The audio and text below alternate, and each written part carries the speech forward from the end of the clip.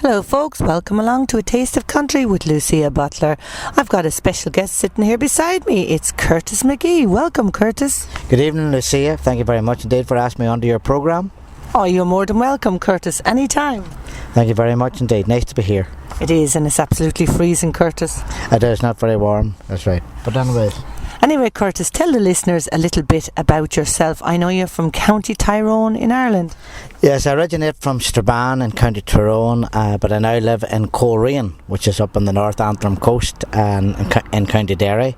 I've been living there now for over 20 years. But as I say, I'm originally from Strabane, County Tyrone, and that's where I grew up and that's where I learned all my music. Okay, Curtis, and I know you're a very talented man. Is there many siblings in your family, your own family? Well, my father, that's who I would have taken my music from. My father was a great musician. He could play a lot of instruments, accordion, clarinet, saxophone, bagpipes, fiddle, harmonica, and he was a great singer and storyteller as well. So I suppose I inherited that. My daughter Natasha has also gone into the music business, and but she's also doing a 3-year course at university in performing arts and drama, which finishes this year. She's currently in a production of The Sound of Music up in Darlington. And my other daughter, Shannon, she's doing a 2-year course in performing arts and drama at the local college back home in Ballymoney. And she hopes to pursue a career in acting as well. Very good, Curtis. Are they both talented like you? Because I know we have Natasha doing a duet there with you on the album that I played there. Yes, they're both very talented. They'll be slightly better looking than me now, but but there we are. But there you go, they're oozing with talent, two girls. Yeah. Well, Natasha, she's her own album out. She recorded that 3 years ago. It was something that she wanted to do, and it did very, very well for her. And I'm sure maybe you'll play a track from that sometime on your show. Absolutely, Curtis, no problem at all. So you grew up, have you got any brothers or sisters, and are they musical? I have 2 sisters. I have one older sister. She's just over a year older than me. She went to all music lessons with me when I was 21, is that it? Yes, 21, plus a little bit of that, and a little bit of that's my own business. But anyway, her name's Pauline, and she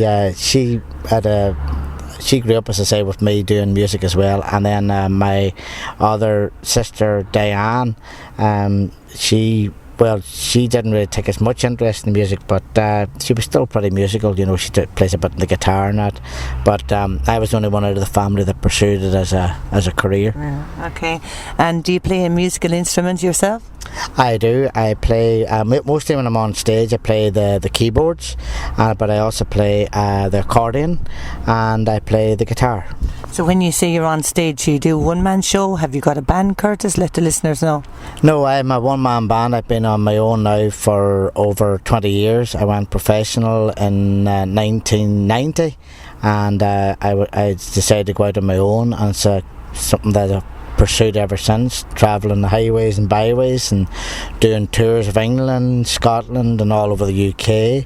Also my travels take me sometimes in a lot of these holidays abroad. Yeah, I do believe you do those holidays, don't you? You do, what countries do you go to? Well, mostly I've been to Spain, I've been to Portugal. In 2004 I was quite lucky. I was asked for the opportunity to go on a round the world trip, which took me to Australia and to Fiji and to America, and that was something I enjoyed. I've also been on a couple of cruise ships as well, so that was something that I enjoyed doing. But most of my work now is based at home in Ireland. It's a very big social dancing scene at home in Ireland, so it's something that I do a lot of social dancing dates. And then when I come to England about maybe twice a year on tour, which would consist of 2-3 week tours.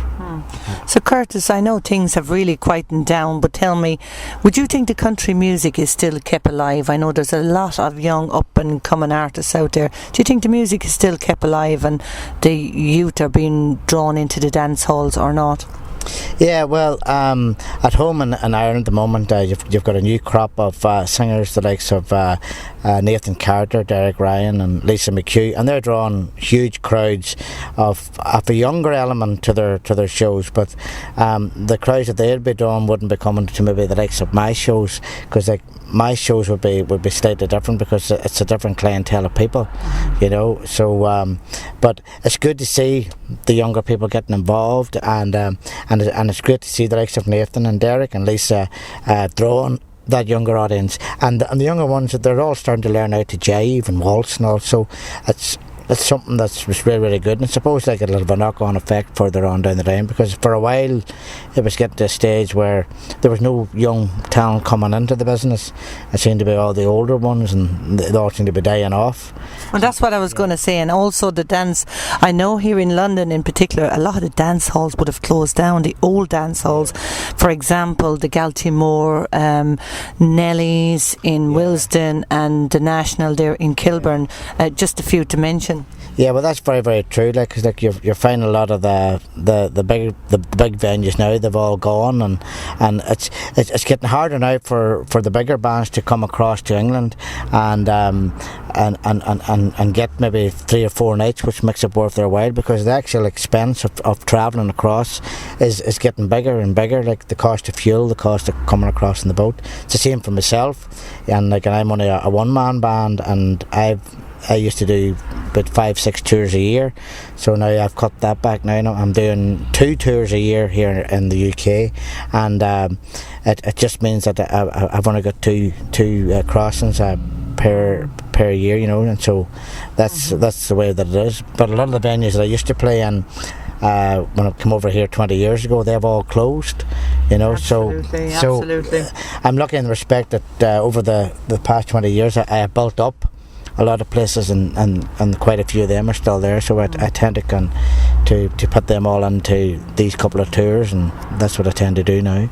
So to make it productive, really, you'd have to have 3 nights, at least 3 nights. And maybe how about cutting a deal with Irish Ferries or P&O and Sea-Link and all that? Maybe they'd cut their costs a little bit. Well, years ago they used to give the bands a special rate, but not nowadays, because the last time that I inquired about special rates from the ferry companies, they wanted you to be travelling 19 times, you know, taking 19 bookings a year, but I was only coming across 3 or 4 times a year, so I didn't fall into that category. So if you're coming 19 times, sure, you might as well buy a house here and move here together. It's not going to happen, so? No, I don't think that'll happen, no.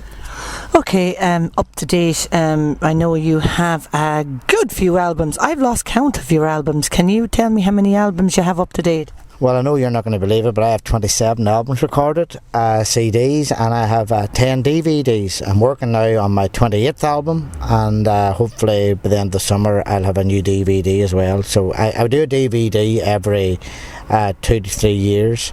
A CD, I try and bring out a new CD every year. Oh, fabulous. That's amazing, isn't it? Absolutely amazing.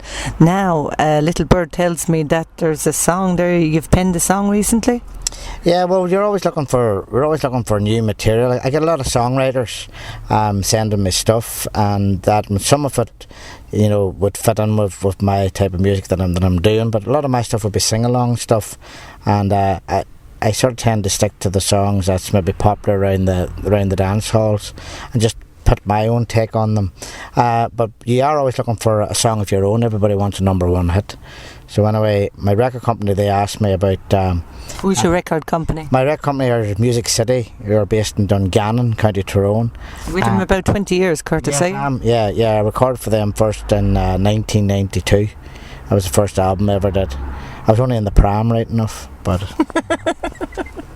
No comment here from me. But yeah, so you know, you're always looking for something new. So anyway, I have penned a few little songs in my time. I wrote one about a Massey Ferguson tractor, and I wrote one from a gospel album a few years ago, and a song I did a few years ago changed the words from the song called "Everybody's Making It Big But Me." So I penned the words for that, and that was very, very popular for me, especially in the radio at home.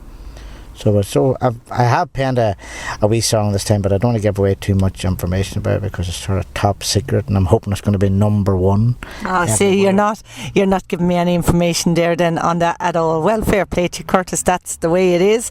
An original song, like myself, I don't tell people a lot either. No, well, see, if it goes to number one, it'll be a hit, and if it doesn't, it'll be a flop, and nobody will know anything about it. So anyway, but we'll have a go at it. And I played it to my record company. They're very, very. They think it's very, very good, and also Is it a lively one then? Yes, it is lively. Yeah, a sing-along party one.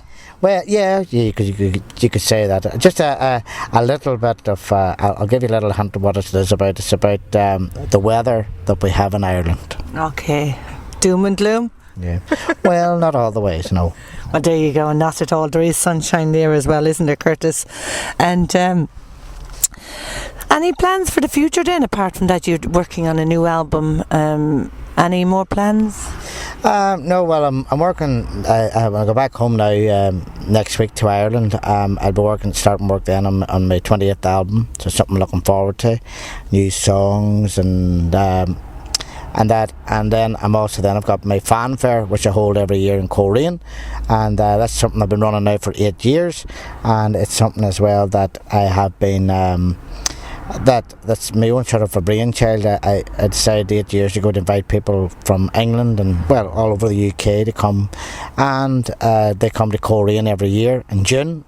We stay at the Lodge Hotel in my hometown, and we have 4 days there of music and entertainment, and we take the people out during the day and show them all the sites which are quite nearby. We have the Giant's Causeway, we have the Bushmills Distillery, and then we're right on the North Antrim coast. We're also quite close to right round the Inishowen Peninsula in Donegal, so we sometimes go around there as well. And every year it books up very, very, very quick, and something that I enjoy doing. I organise it all myself. That's was my next question. Do you do it yourself? Do you organise it yourself? You do all of it? I do it all myself, yes. I organise everything myself, and I organise the travel, getting the people there, I organise getting the people picked up. And so you don't need no PR at all? No PR at all. I do it all myself, and I know then when I do it myself that it's done right, and I can't blame anybody else if it goes wrong. Okay. And Curtis, tell me, how can anyone get in touch with you as regards maybe one of these trips, or maybe buying some of your albums? How can they get in touch? I know you're on Facebook there. I'm on Facebook as Curtis Magee. You'll find me. If you spell Magee, because there's two ways of spelling it. Oh yes, Magee, and you can also get me on my website, and all my albums and DVDs are all available on my website at www.curtismagee.com, and you'll also find all the information there about my holidays as well. Okay. And Curtis, you are aware that our radio station goes out worldwide, do you? IrishCountryMusicRadio.com. I'm aware of that, yes, and it's great to know that my music has been played all over the world. And thanks to you for doing that. You're very welcome, Curtis. Is there anything more you want to add before we finish the interview? Nothing at all. Just tell everybody to keep listening to the Rest Your Own programme, and keeping country and Irish music alive here in the UK and all over the world. Well, it's all down to Pat Garrett really for starting up the station, giving everyone the opportunity and coming on and doing interviews. It's absolutely wonderful. So it is a pleasure having you on my show, Curtis, A Taste of Country with Lucia here. Thank you very much, Lucia, and hopefully we'll see you again very soon the next time we're in this part of the world. And I tell you what, Curtis, we'll give away a few albums in a competition at the end of this, will we? Well, if we can't sell them, we may as well give them away. I like your style, Curtis. Well, listeners, I hope you enjoyed that wonderful interview with Curtis Magee, and from myself, Lucia Butler, and Curtis Magee. God bless you all, and thank you for tuning in to A Taste of Country with Lucia Butler.